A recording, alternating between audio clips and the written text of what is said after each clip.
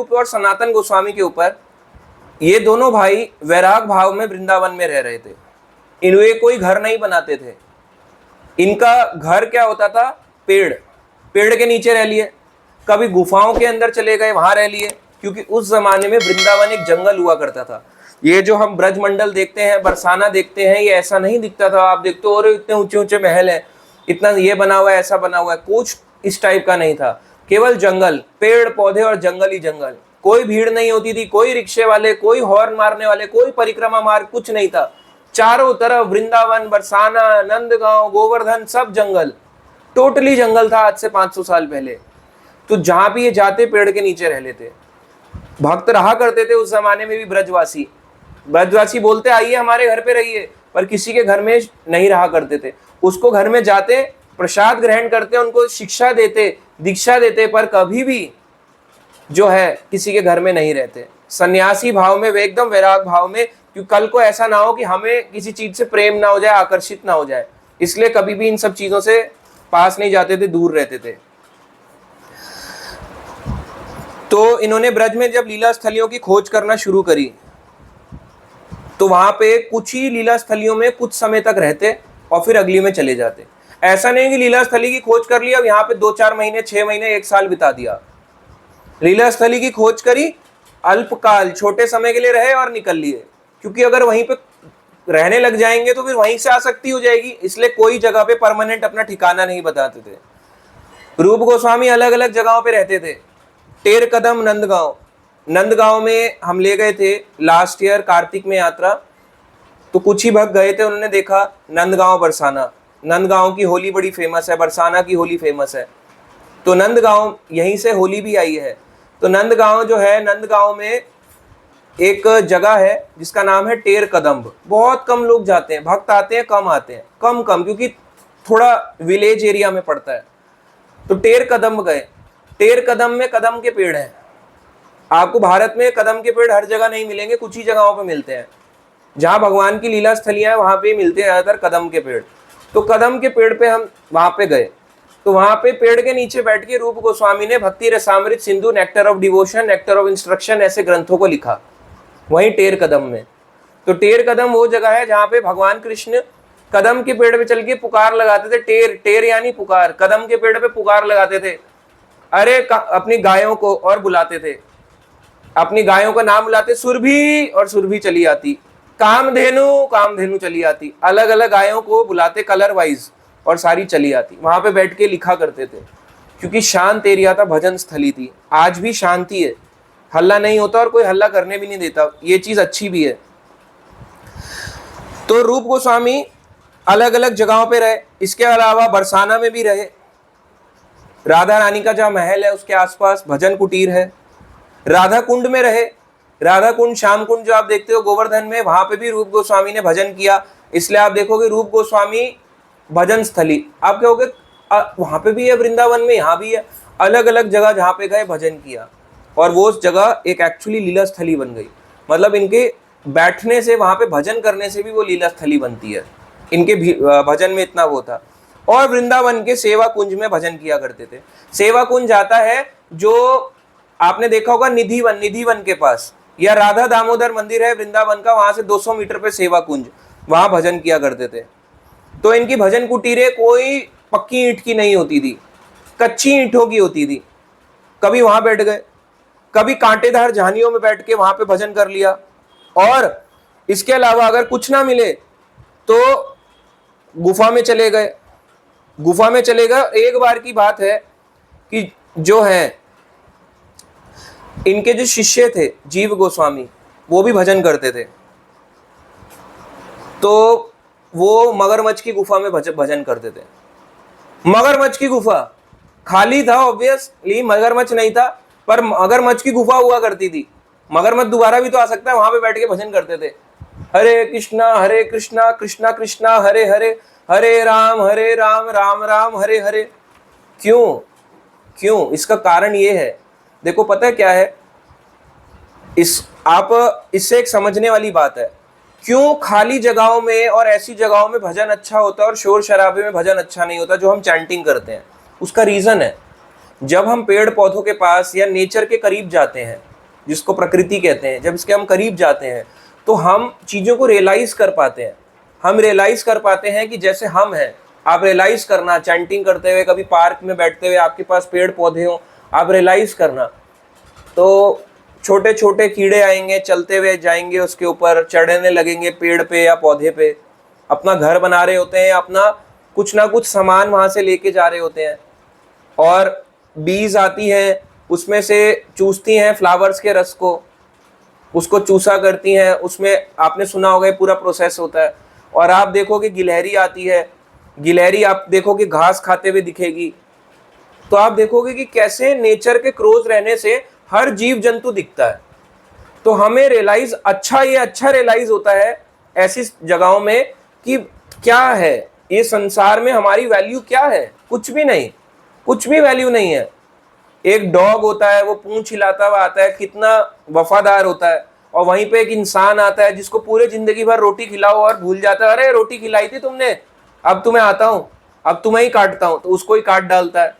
But dog जिसको खिलाता है कभी उसको काटता नहीं है, दूसरे व्यक्ति को ही काटता है। बहुत 0.001% डॉग्स ऐसे होते हैं जो काटते हैं। वो भी रीजन ये है क्योंकि उन पर टॉर्चर किया जाता है मालिक के द्वारा, अदरवाइज नहीं करते हैं।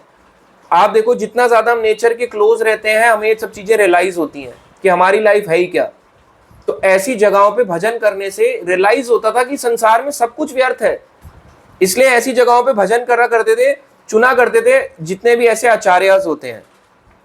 कठोर परिस्थिति में रह के इनको कीर्तन करने में आनंद आता था। बाहर से ऐसा लगता था कि बहुत कष्टमय जीवन है, मगर अंदर से आनंद आता था। इंसान अंदर से हैप्पी होना चाहिए, बाहर से दिखेगा हंसते हुए और अंदर से दुखी है, क्या फायदा। जरूरी नहीं है हमारे को दुनिया के सामने फेक हंसी हंसनी है, अंदर से खुश होना चाहिए। भक्त अंदर से, अंतर आत्मा अंदर से आनंद में होना चाहिए, ये फायदा है। तो अंदर से आनंद में रहते थे। ज्यादा से ज्यादा इनका जो स्लीपिंग टाइम था वो 2 घंटे था, कभी कभी उससे भी कम। टाइम मिल गया ठीक है, ऐसा नहीं कि कोई घड़ी पहनी हुई है वॉच देखते थे, ओहो टाइम इतना हो गया। 2 घंटा बस, ज्यादा नहीं। रात को नींद ही नहीं आती थी, जैसे हम लोगों को नहीं आती फोन देख के, वैसे इनको नींद नहीं आती थी। उसका कारण ये था क्योंकि इनको भगवान कृष्ण की यादों के इतना डूबे रहते थे कि भगवान कृष्ण की यादों में ही रहा करते थे, तो नींद ही नहीं पड़ती थी इनको। तो रूप गोस्वामी ने अपनी अप्रकट इस संसार से जाने से पहले, इस संसार में जाने से पहले एक शिष्य, वैसे कई शिष्य बनाए, एक मुख्य शिष्य बनाया जो आने वाली कथाओं में आपको सुनाएंगे, जिनका नाम था जीव गोस्वामी। तो रूप गोस्वामी के छोटे भाई, ये 3 भाई थे, सनातन, रूप, अनुपम। अनुपम का नाम वल्लभ भी था। तो वल्लभ या अनुपम, इनके बेटे का नाम था जीव गोस्वामी। तो देखा जाए रूप गोस्वामी रिश्ते में ताऊ लगे और वो उनके छोटे भाई का बेटा लगा, चचेरा बेटा, और ये उनके ताऊ जी लगे। एक रिश्ता देखा जाए, या ताया जी कह सकते हैं। तो जीव गोस्वामी बंगाल में रहा करते थे, बंगाल से आ गए रूप गोस्वामी की शरण में। वो आने वाली कथाओं में बताएंगे, अभी उसमें हम नहीं जाएंगे। और रूप गोस्वामी में शरण ली, 1535 में इनके शिष्य बने। अभी क्या चल रहा है, 2026, 1535 में शिष्य बने। उस समय महाप्रभु अपनी लीला समाप्त करके जा चुके थे। आप क्या हो गए हैं, ऐसे कैसे हुआ? महाप्रभु का जन्म हुआ 1486 में और 1534, ऑलमोस्ट 48 ईयर्स के बाद अपनी लीला समाप्त करके भगवान अपने धाम को चले गए। हमने एक जगह भी दिखाई थी जगन्नाथपुरी यात्रा में, जिसको कहते हैं टोटा गोपीनाथ। एक टोटा जो लोग दिल्ली में बोलते हैं टोटा टोटा, और एक टोटा गोपीनाथ है जो जगन्नाथपुरी में आता है। तो वहाँ पे महाप्रभु अदृश्य हो गए और गोपीनाथ जी की जंघा, यहाँ पे घुटने में एक निशान है, उसमें एंटर कर गए और अप्रकट हो गए। अब जब महाप्रभु चले गए 1534 में, 1535 में बड़ा विरह था रूप और सनातन को। तो 1535 में इनको एक शिष्य, वैसे तो और भी बने थे, पर इनका मुख्य शिष्य था जीव गोस्वामी। जीव गोस्वामी इन्हीं के छोटे भाई के बेटे थे। बहुत प्रकांड विद्वान थे, ऐसे कोई छोटा मोटा नहीं कि बस बन गया हाँ शिष्य बना लिया, विद्वान।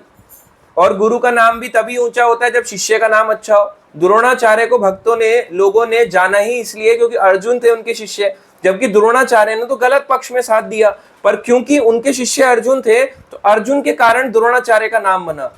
ना तो कौरवों के 100 भाइयों के कारण बना, ना तो युधिष्ठिर ना भीम इनके कारण नहीं, अर्जुन के कारण द्रोणाचार्य का नाम ऊंचा गया।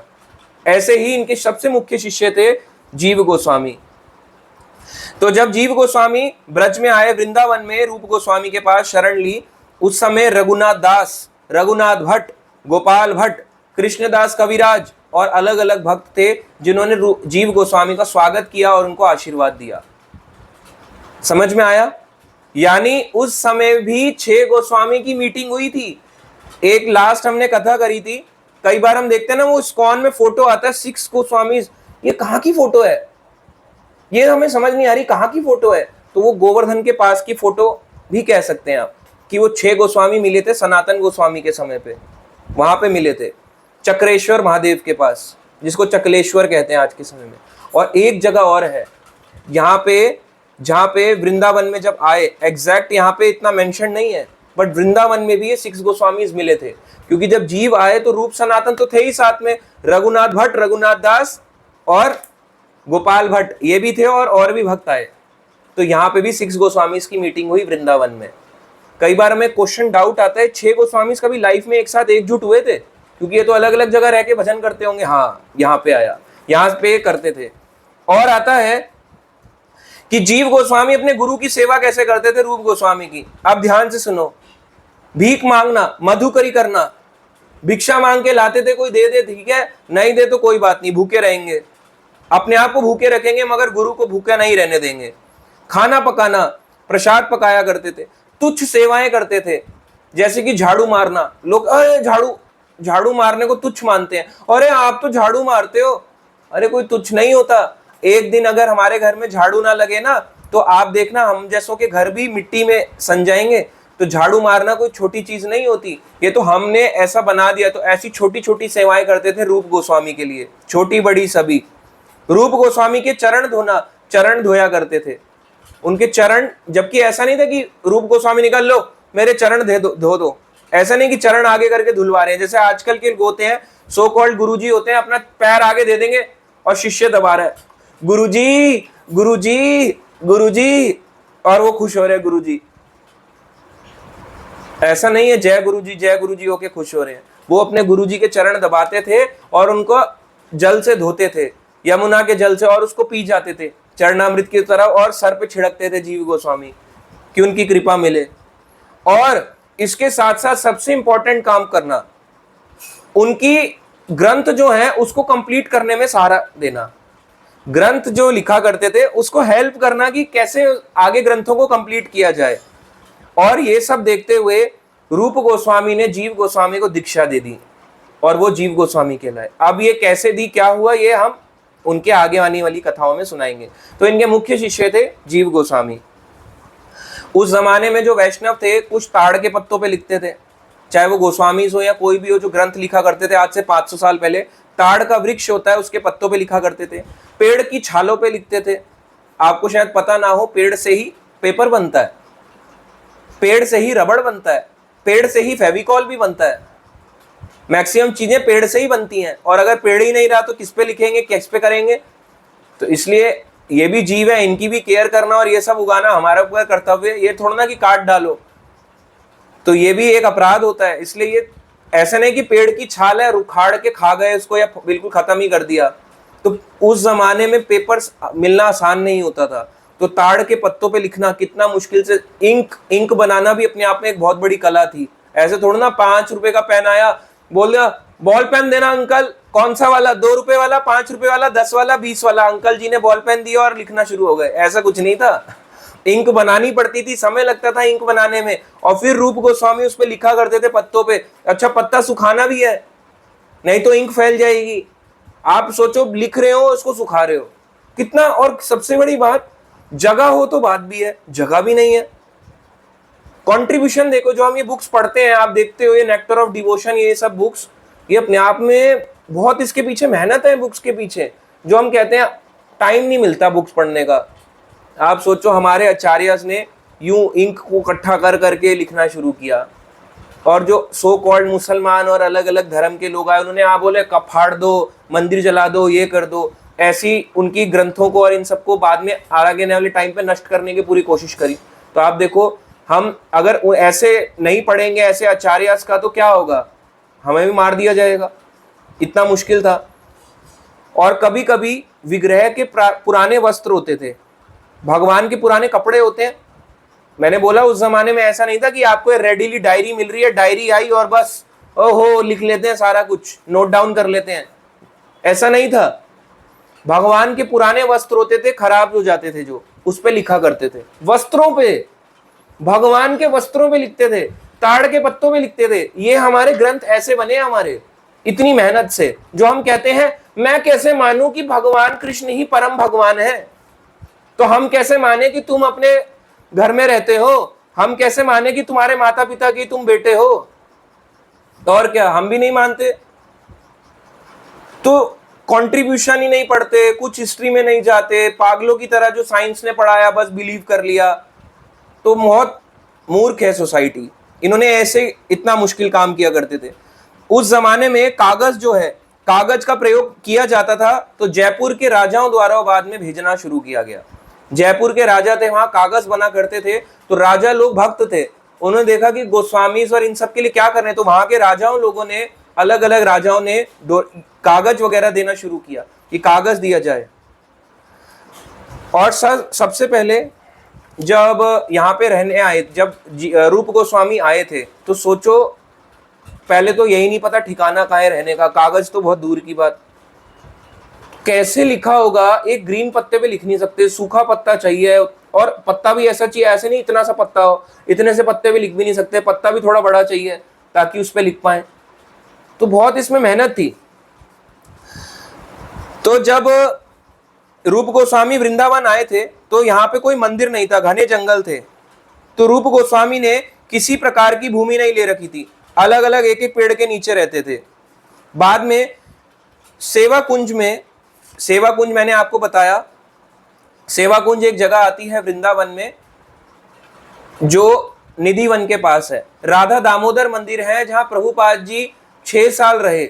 6 साल में प्रभुपाद जी ने राधा दामोदर रहे, और वहां से दिल्ली आ जाते थे अपने पेपर्स को लेने के लिए। प्रभुपाद जी ने भी स्ट्रगल किया, क्योंकि वृंदावन में इतना ओपनली इतना पेपर नहीं मिलता था, तो वो स्पेशली चांदनी चौक आते थे, क्योंकि चांदनी चौक बिजनेस हब था दिल्ली का शुरू से ही। तो चांदनी चौक में पेपर लेते, पेपर लेके जाते, कुछ दिल्ली में काम करते, दिल्ली में प्रचार करते, और फिर वापस अपने वृंदावन को लौट जाते राधा दामोदर मंदिर में। तो संन्यास लेने के बाद प्रभुपाद जी ने 1959 टू 1965 यहाँ पे रहे, कहाँ पे, राधा दामोदर मंदिर, और इस्कॉन चांदनी चौक, इसको इस्कॉन छिपीवारा दिल्ली में कहते हैं, इन जगहों पे रहते थे। तो वहां से केवल 200 मीटर की जगह पे ही है सेवा कुंज। पहले सेवा कुंज बहुत बड़ा एरिया हुआ करता था, जिसमें इमली तला और कई अलग अलग जगहें आती थी। तो सेवा कुंज क्या है, सेवा कुंज में रासलीला होती थी, वृंदावन के सेवा कुंज में रासलीला हुआ करती थी। तो रासलीला के बाद राधा कृष्ण वहां पे रेस्ट किया करते थे। रेस्ट करते हुए भगवान कृष्ण कभी राधा रानी की चुटिया बनाते थे, हेयर्स की ब्रेड, मैं तो चुटिया बोल रहा हूं, ब्रेड बनाया करते थे राधा रानी की, जिसको आप फ्रेंच चोटी कहते हो। फ्रेंच चोटी नहीं है ये, हमारे राधा कृष्ण की ऐसे राधा रानी की चोटी है, हम बोलते हैं फ्रेंच चोटी। सोचो हमारे दिमाग में कितना बैड इंपैक्ट पड़ चुका है, हम बोलते फ्रेंच चोटी, मतलब बाल ही तो है, चोटी बस वो चोटी बोल दो, पर नहीं, फ्रेंच चोटी बोलेंगे क्योंकि हम इंग्लिश पढ़े हुए हैं, ऐसा होता है। तो सेवा कुंज में जीव गोस्वामी और रूप गोस्वामी रहा करते थे, जगह नहीं है वहां पे रहने की कोई एज सच, पर वहीं पे रहा करते थे और अपने ग्रंथों को लिखने का काम करते थे।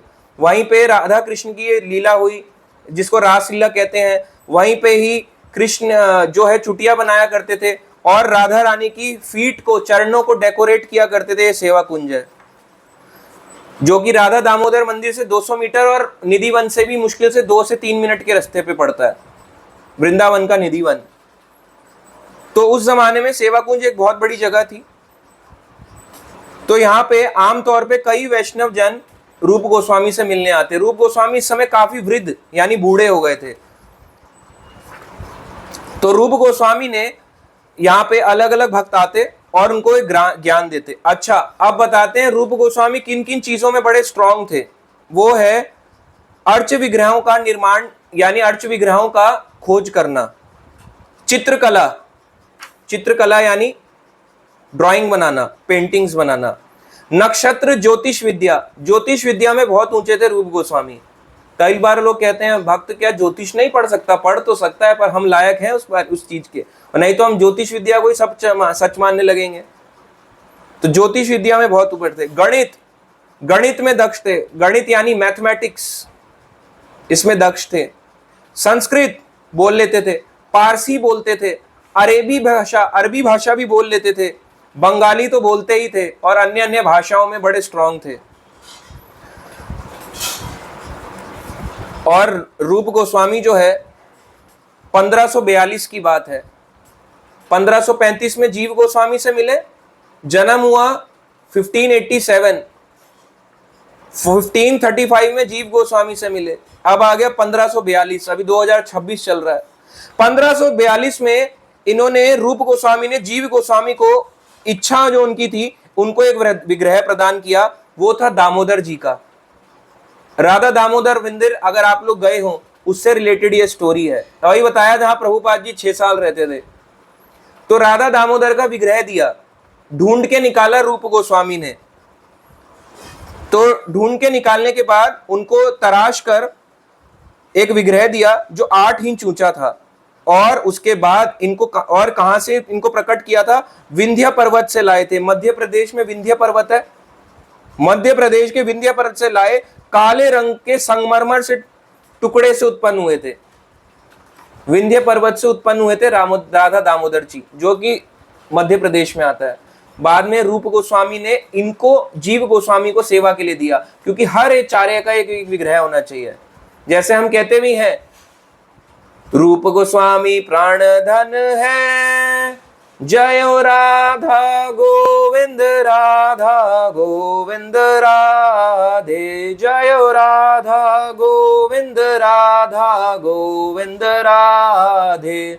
सनातन का भी अपने विग्रह थे, सनातन प्राण धन है, शील सनातन प्राण धन है, जयो राधा मदन मोहन राधे, जयो राधा मदन मोहन राधे। ऐसे ही जीव गोस्वामी को भी विग्रह मिले, उनका नाम था दामोदर, और क्या हुआ? जीव गोस्वामी प्राण धन है, जयो राधा दामोदर राधे, जयो राधा दामोदर राधे। तो राधा दामोदर जीव गोस्वामी के विग्रह थे, रूप गोस्वामी ने दिए, अपने गुरु जी से विग्रह लिया, कोई ऐसे व्यक्ति से नहीं लिया कि बस ले लिया। प्रकट हुए भगवान, और बाद में जीव गोस्वामी को सेवा दी गई रूप। और वहीं पे प्रभुपाद जी 6 साल रहते थे कमरे के अंदर, छोटा सा कमरा है, ऐसे करके देखते थे, दर्शन करते थे, रोज सुबह मंगल आरती के दर्शन करने आते थे। कभी कभी इतना बिजी हो जाते कि टाइम ही नहीं मिलता बुक रिटर्न करने से, तो दूर से ही दर्शन करके और फिर अपनी बुक राइटिंग में आगे बढ़ते रहते कि भाई टाइम कम है, बहुत सारे ग्रंथ लिखने हैं। तो जब ये विग्रह आए थे, उस जमाने में कोई मंदिर नहीं था जो आप देखते हो, राधा दामोदर मंदिर, राधा गोविंद मंदिर, कोई मंदिर नहीं। गोविंद देव मंदिर, मदन मोहन मंदिर, ये सब बाद में बने, जब मुसलमानों ने हमला किया बाद में बनाया गया इनको। हाँ, मदन मोहन जी का मंदिर बन गया था, और गोविंद देव जी का मंदिर भी बन गया था, अकबर के द्वारा बनाया गया था, बहुत ऊंचा हमने बताया कथा में। पर शुरुआत में जब इनकी खोज करी थी विग्रहों की, एकदम ऐसा नहीं था कि बस विग्रह आए और मंदिर आ गए, ऐसा नहीं था।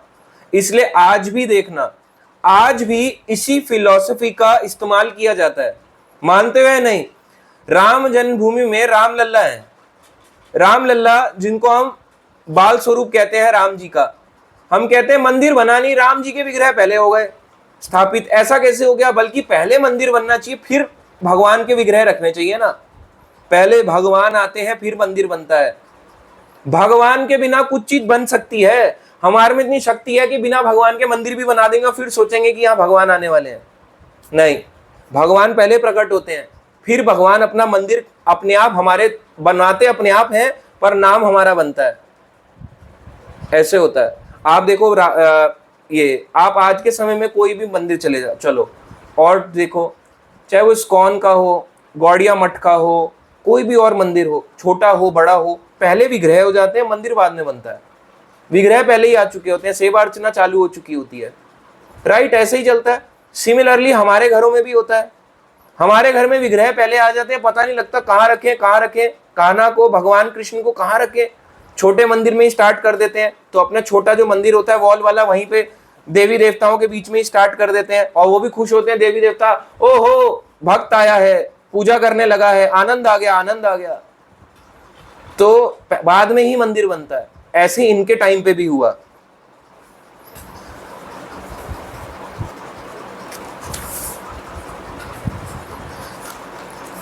अब आता है रूप गोस्वामी की अप्रकट लीला 15। इसको अगर आप थोड़ा सा याद रखोगे डेट्स को, पर वन टाइम ये करोगे तो याद हो जाएगा। हम अपने इंग्लिश कैलेंडर के हिसाब से अब फिलहाल चल रहे हैं। हमारा वैसे तो हमारा सनातन कैलेंडर है, बट अभी हम इंग्लिश कैलेंडर पे चल रहे हैं, जिसको हम फॉलो करते हैं ज्यादातर। इंग्लिश कैलेंडर के हिसाब से आज 2026 है। आज से 540 साल पहले 1486 में चैतन्य महाप्रभु का जन्म हुआ था। कहां पे? मायापुर में, नवदीप में। मायापुर एक जगह है जो नवदीप में आती है, और नवदीप आता है बंगाल में। ये है। अब 1486 के बाद 1488 में जन्म हुआ सनातन गोस्वामी का, उनके 2 साल के बाद। 1488 में सनातन गोस्वामी का जन्म हुआ, उसके ऊपर कथा बता चुके हैं। अब आता है 1487 में।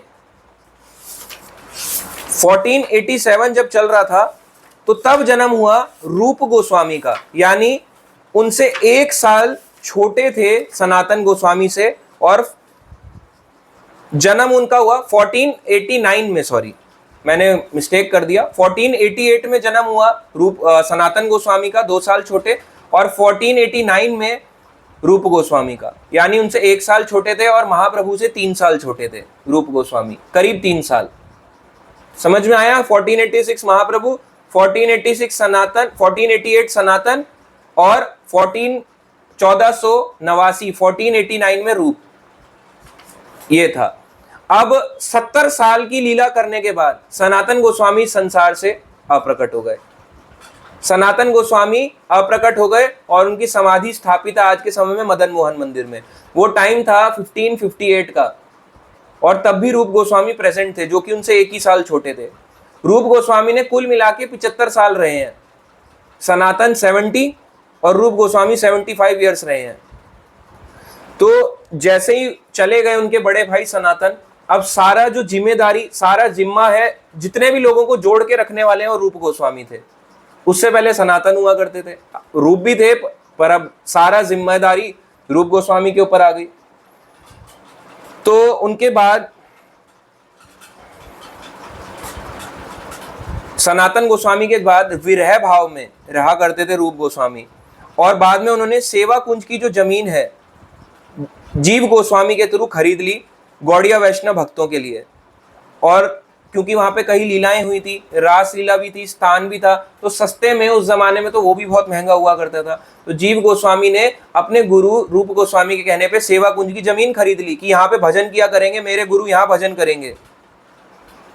और अब आता है,